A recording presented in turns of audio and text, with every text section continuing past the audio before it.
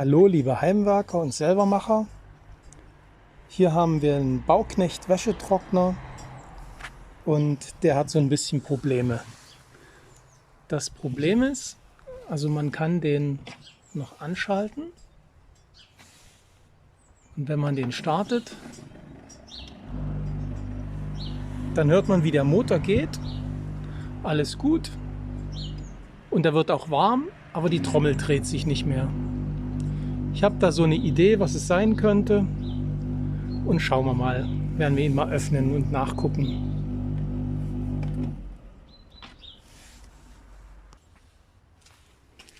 So. Wichtig ist erstmal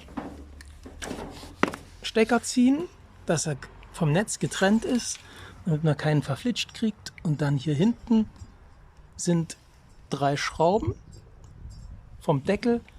Die muss man zuerst lösen und dann kann man den Deckel rausheben. So, den Deckel zieht man so ein bisschen nach hinten.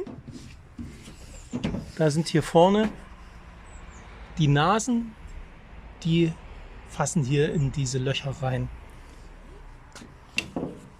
Kein Problem. Stellt euch ruhig ein paar Schälchen bereit für die Schrauben, weil es gibt eine Menge auseinanderzubauen. So. Als nächstes werden hinten die Schrauben der Rückwand abgeschraubt. Das ist mit einem 20er Torx, geht das eigentlich ziemlich schnell. Und dann kann man die Rückwand abnehmen und dann werden wir mal gucken, woran das liegt. Nicht zu vergessen sind hier oben die beiden Schrauben, die auch noch lösen. Und dann kann man die Rückwand nach oben rausheben. Um die Rückwand beiseite setzen zu können, muss man hier noch die Stecker ziehen. Die Rückwand kann man dann wegstellen und dann guckt man mal. Und da sieht man schon den Riemen, den kann ich also so rausziehen. Der ist also komplett durchgerissen. Und das ist schon die ganze Problematik. Dann muss man einen neuen Riemen besorgen und den Riemen wechseln.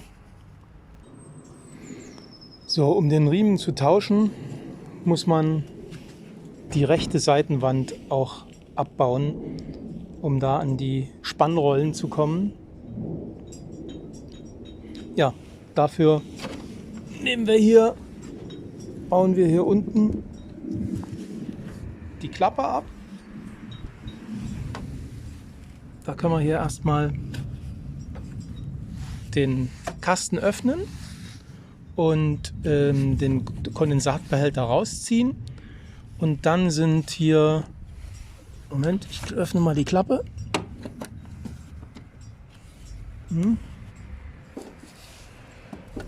Muss ich das Handy weglegen. Sind hier die Schrauben, die sind glaube ich hier. Und hier unten ist auch noch eine, da ist noch eine Schraube. Die 3 Schrauben löst man und dann kriegt man die Abdeckung ab. So, Kondensatbehälter habe ich jetzt erstmal rausgezogen und dann sind hier die 3 Schrauben. Hier ist eine, hier oben eine und hier eine. Die lösen, dann kann man die Klappe abnehmen.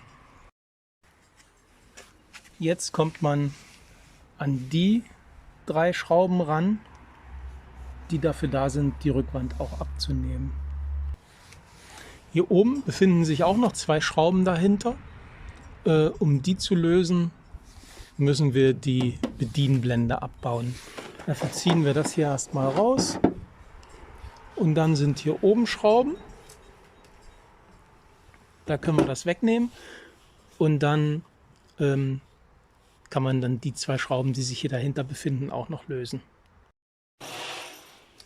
Ja, die Stelle ist ein bisschen knifflig, um hier an diese Schraube ranzukommen. Moment. Da. An die Schraube ranzukommen. Ich habe die jetzt nur ein bisschen gelöst. Am besten schafft ihr das, wenn ihr euch eben auch so einen langen Torx-Bit nehmt hier.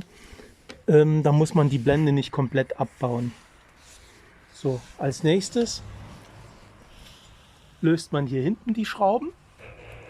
Die und hier unten die beiden und dann kann man die Rückwand abnehmen. Die Seitenwand, die rechte Seitenwand abnehmen.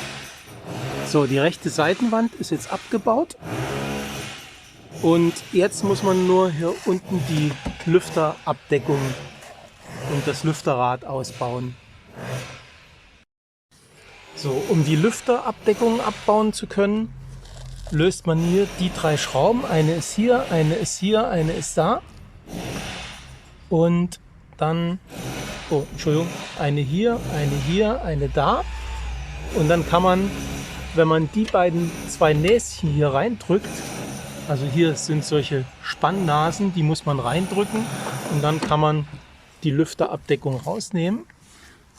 Und das Lüfterrad ist fest mit einem so einem Ring, den muss man mit der Zange zusammenquetschen und dann kann man den rausnehmen. So, wenn man das Lüfterrad rausgenommen hat, kann man auch die hintere Abdeckung auch abnehmen. Und dann kommt man hier an den Spannmechanismus, wo der Riemen eingelegt wird, gut heran. Jetzt kann man den Riemen einlegen und dann wieder alles zusammenbauen. So, als nächstes löst man hier die Schrauben, also die Schraube, die beiden Schrauben und dann kann man die Rückwand abnehmen. Also man muss die ganzen Kabel der Heizung, die hier sich befinden, gar nicht abstecken. Wenn man das vorsichtig zur Seite tut, dann kann man das auch abnehmen, ohne dann, dass man eben die ganzen Kabel mit rauszieht. Hier sieht man, wie hier sich der ganze Dreck und Schmodder abgelagert hat. Bei der Gelegenheit kann man ja auch ein bisschen sauber machen. So, jetzt legt man den Riemen hier um diese Spannrollen drumherum, hier in diese Rillen rein, da wieder über die Spannrolle drüber und dann kann man hier die Schrauben wieder reinschrauben. Muss natürlich darauf achten, dass alles wieder genauso sitzt wie vorher und diese Laufrollen auch wieder in dieser Laufspur rollen. Dann ist alles wieder perfekt und man kann alles wieder zusammenbauen. Ja, jetzt wieder alles in umgekehrter Reihenfolge zusammenschrauben.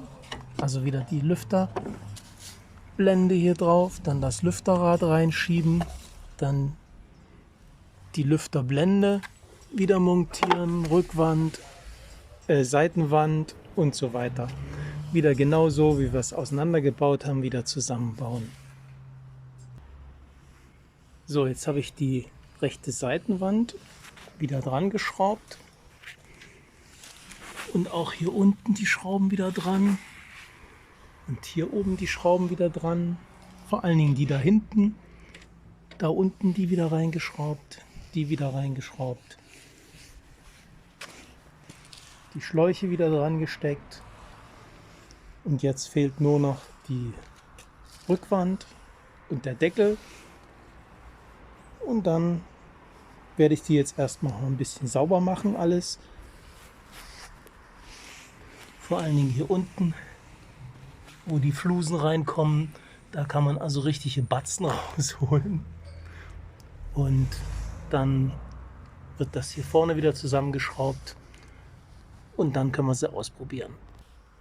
So, den anderen Rückbau habe ich mir jetzt geklemmt, nochmal alles genau zu beschreiben.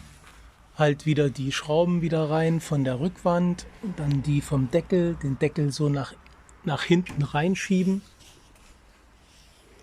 und vorn das wieder ranschrauben, das also alles in umgekehrter Reihenfolge wie gehabt beim Ausbauen.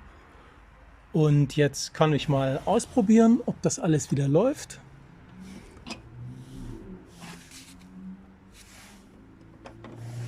Start drücken und voilà, die Trommel läuft wieder. Und die Frau ist glücklich, dass sie keinen neuen Wäschetrockner kaufen muss. Alles klar, bis zum nächsten Mal. Vielen Dank fürs Zuschauen.